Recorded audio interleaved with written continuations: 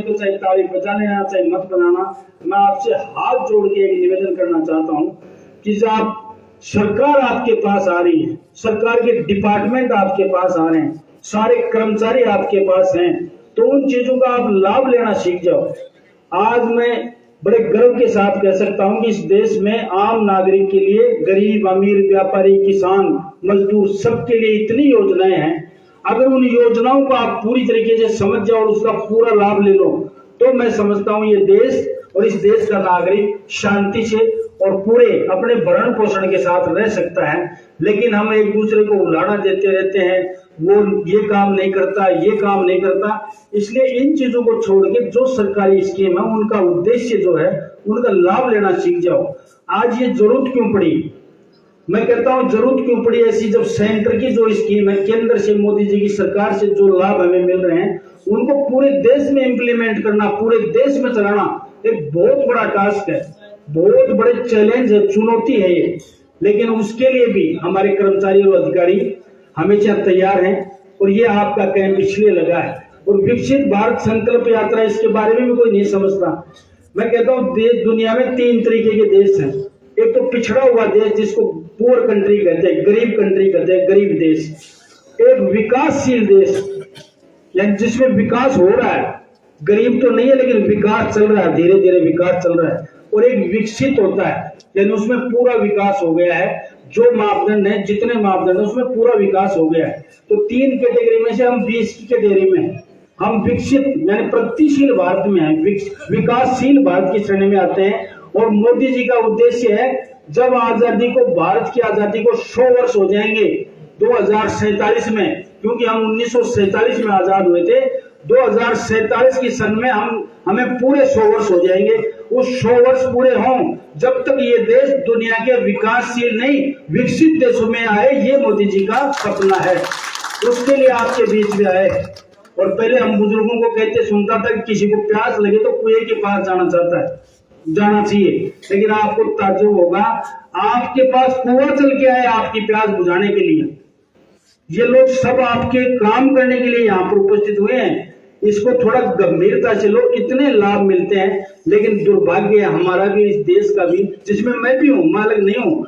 चौराहे पे बैठे बैठे सारे दिन ताश खेलते रहेंगे और कोई नेता गुजरेगा, अधिकारी गुजरेगा, ये चोर गए हो, ये चोर गए हो। यानी इतना लाभ जब जनता दे रही है आपको तो उसको लेना चाहिए। क्या स्कीम नहीं है यहाँ पर। कभी किसी ने सोचा था कि जुताई के टाइम में, बुआई के टाइम में, जब किसान खाद और बीज के लिए या तो किसी बढ़िया से उधार मंडवा के लाता था या किसी बोरे से अंगूठा टेक के लाता था, वो आज आपको 6,000 रुपए मिल रहे हैं, उनको डबल करके 12,000 रुपए कर दिए। मैं समझता हूँ 12,000 के खाद और बीज से आदमी चने की, बाजरे की, सरसों की बुआई कर सकता है। उसके लिए जो सोचने का मादा चाहिए, काम करने का मादा चाहिए। कभी किसी ने सोचा है कि किसान को बुआई के टाइम पे पैसे की जरूरत पड़ी है? लेकिन मैं सौभाग्य से कहना चाहता हूं वो इस देश का सपूत नरेंद्र मोदी ने यह सोचा कि किसान को कब जरूरत पड़ती है, उस टाइम के लिए आपके हर 3 महीने से 2-2 हजार रुपए वो डाले हैं। इसलिए इन स्कीम, अनेकों स्कीम है। जैसे आप कह रहे थे मुद्रा लोन योजना है, उसमें आप 2 लाख तक का फ्री बिना ब्याज के लोन ले सकते हैं। अटल पेंशन योजना है, उसमें पेंशन होती है। उज्ज्वला गैस के कनेक्शन है, उसमें गैस का कनेक्शन मिलता है। कभी किसी ने सोचा नहीं 75 साल में कि हमारी माताएं बहनें जो समय से पहले अंधी हो जाती हैं, आंखों से दिखता नहीं है, क्योंकि वो जब लकड़ी से चूल्हा जलाती हैं और फूंकने से फूंक मार के आंखों में आंसू आता है, क्योंकि आंख 3 ही चीज से खराब होती है, धुआं और धूप। तो धुआं उस टाइम उड़ता था और आंखें समय से पहले खराब हो जाती थी। उस महिला का सोचा मोदी जी ने कि उनको गैस का कनेक्शन दिया जाए। तो कभी जमाना था जब गैस का कनेक्शन बड़े बड़े धन्ना क्षेत्रों के पास होता था, और मैंने तो पिछले उदाहरण भी दिया था राजोता के कैंप में। अभी आज से 20 साल पहले मुझे गैस का कनेक्शन लेने के लिए दिल्ली में 5 दिन पड़ा रहना पड़ा था, लेकिन आज आपको घर आके कनेक्शन दिया जाता है। इससे ज्यादा और आपको क्या चाहिए। अनेकों योजनाएं ऐसी हैं, बच्चों के लिए छात्रवृत्ति की योजना है, शिक्षा पे लोन आप उठा सकते हो। इतनी योजनाएं, उनका लाभ लेना सीख जाओ, दूसरे को उलाहना देना मत सीखो। जिनका लाभ ले लोगे तो निश्चित रूप से आप लोग जागरूक नागरिक कहलाओगे और इस भारत के जो विकसित भारत का सपना है उस सपने को आप पूरा करेंगे। मैं अधिकारियों और कर्मचारियों से ये निवेदन करना चाहता हूं, यहाँ पर जो भी पात्र है वो बचना नहीं चाहिए। और जो अपात्र है, जो अनावश्यक लाभ ले रहा है, जिसके घर में 4-4 नौकरियां हैं, मैंने तो एक कालखंड ऐसा भी देखा है जिसमें घर में नौकरियां हैं फिर भी वो 5 किलो गेहूं लेके जा रहा है। उसकी रिकवर भी निकली थी लेकिन वो लेट निकली थी। इसलिए पात्र व्यक्ति बचना नहीं चाहिए, अपात्र व्यक्ति जुड़ना नहीं चाहिए। ये मेरा आप लोगों को एक निर्देश है और निवेदन है।